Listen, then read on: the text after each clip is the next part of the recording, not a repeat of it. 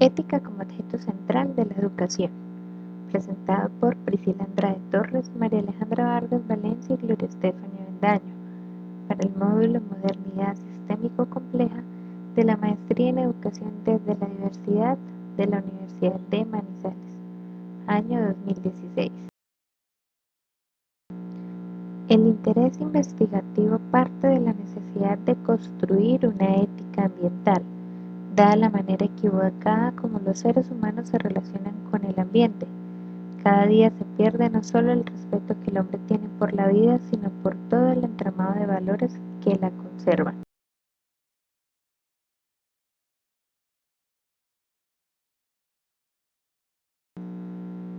Esta necesidad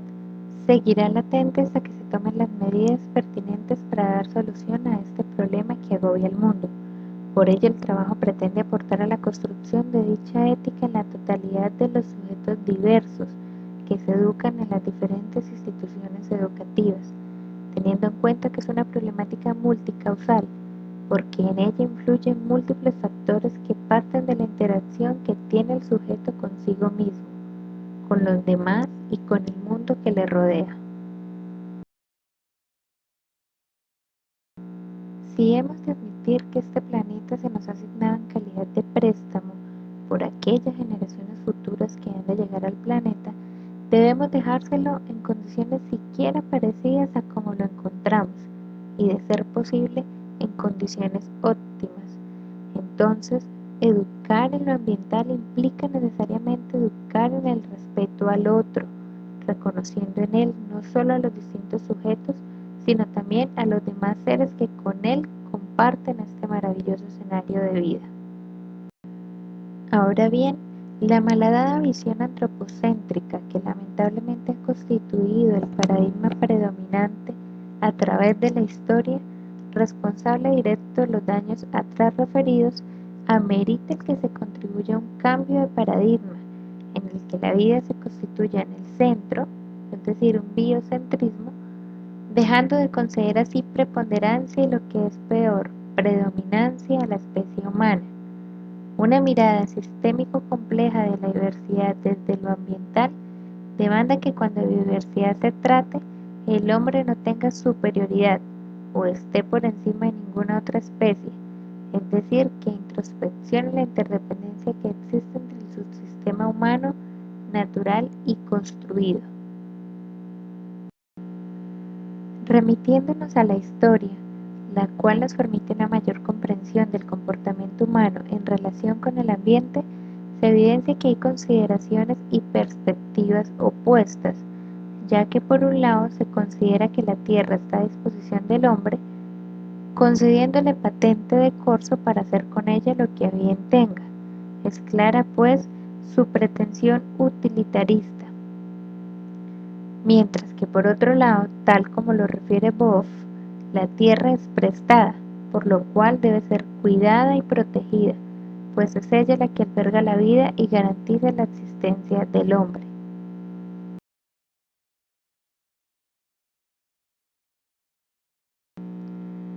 La vida del ser humano ha girado en torno a la relación que ha tenido con el ambiente, extasiado en sus colores, diversidad de paisajes, estrellas circundantes, precipitaciones pluviales, el calor extenuante, la diversidad de plantas y animales y la interacción entre los mismos hombres, que al parecer posibilitaron la creación de representaciones frente al mundo y poco a poco fueron alejando la mirada del propósito que ha tenido el gran sistema ambiental. Tal es así que en la medida que iba conociendo las riquezas de su espacio único de vida, desconocía los atributos de la tierra como un préstamo para satisfacer las necesidades vitales, surgiendo la necesidad de transformarlas y estableciendo otro tipo de escenarios. El hombre se convierte en un ser de ciencia por su capacidad de transformar la materia y su subjetividad va perdiendo importancia, rompiendo el diálogo entre el convivir en relación con el otro y olvidando que existen otras formas de vida que el planeta necesita para su equilibrio y estabilidad. Sin embargo, más que el peligro por la extinción de otras formas de vida, Es el mismo hombre quien tiene mayor riesgo que la tierra, porque ella tiene el poder de la autorregulación y la capacidad de sustentarse. Según Noguera en su libro El reencantamiento del mundo, manifiesta que el sentido inicial o fundamental del habitar se pervierte hacia el dominar. La decisión es una expresión del dominio, mientras que la integralidad es expresión del habitar. Por esta razón, el problema del cómo habitamos la tierra tiene que ver directamente con el problema de dicha decisión fundamental y fundante de una cultura caracterizada por el dominio. De manera que, mirando el presente como consecuencia del pasado, la relación integral y de respeto hacia la tierra dio un giro extractivista, de explotación y uso, relacionadas con el poder y no con la solidaridad y complementariedad de la existencia.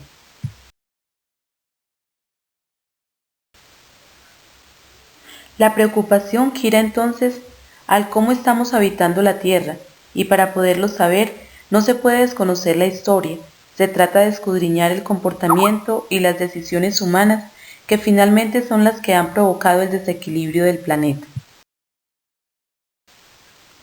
Teniendo en consideración entonces a Noguera, la manera como se ha morado o habitado la tierra es la que ha permitido de una u otra forma la cercanía o distanciamiento con la naturaleza, lo sistémico como parte en el todo y el todo presente en las partes,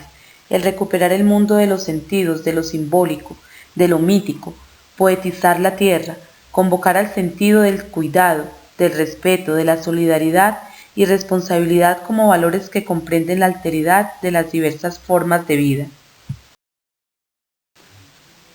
Resignificar la educación desde una mirada incluyente que permita el reconocimiento, la diferencia, la pluralidad, la diversidad y sobre todo la naturaleza de cada especie, que articule los conceptos y que no se estudie fragmentadamente la vida.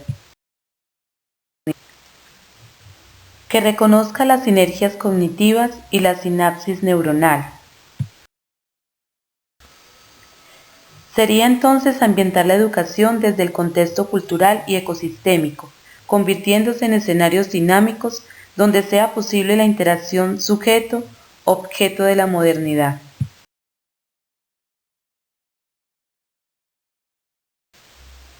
En este sentido,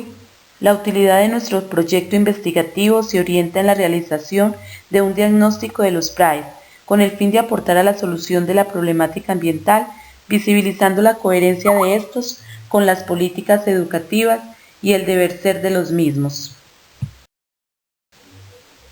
Desde aspectos éticos, filosóficos, educativos, económicos y legales, así brindar algunas conclusiones que posibiliten a las instituciones educativas resignificar sus proyectos ambientales.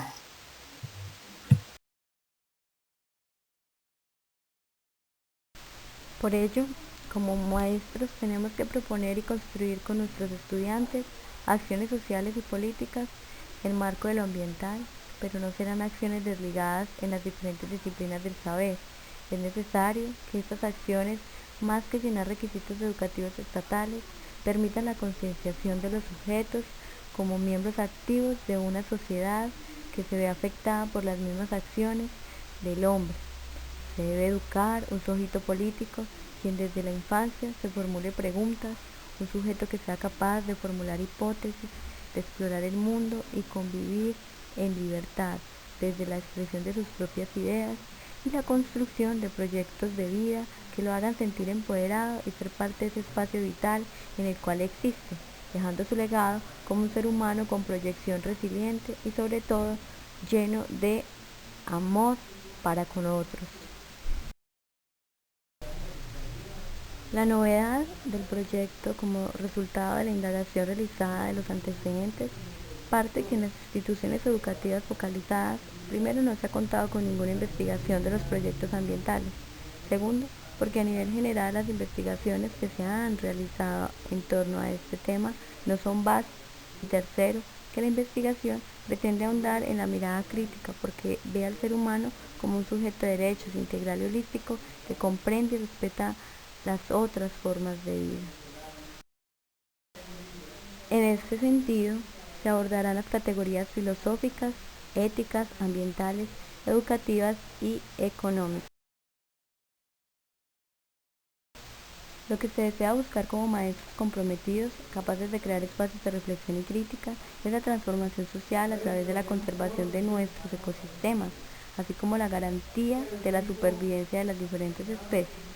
Esto será posible en la medida en que el hombre sea consciente del valor implícito en la conservación de la complejidad natural, lo cual conlleva necesariamente un replanteamiento de teorías económicas clásicas y no clásicas, así como doctrinas filosóficas que, como el positivismo, convalidan la explotación irracional, utilitarista y depredadora de los ecosistemas.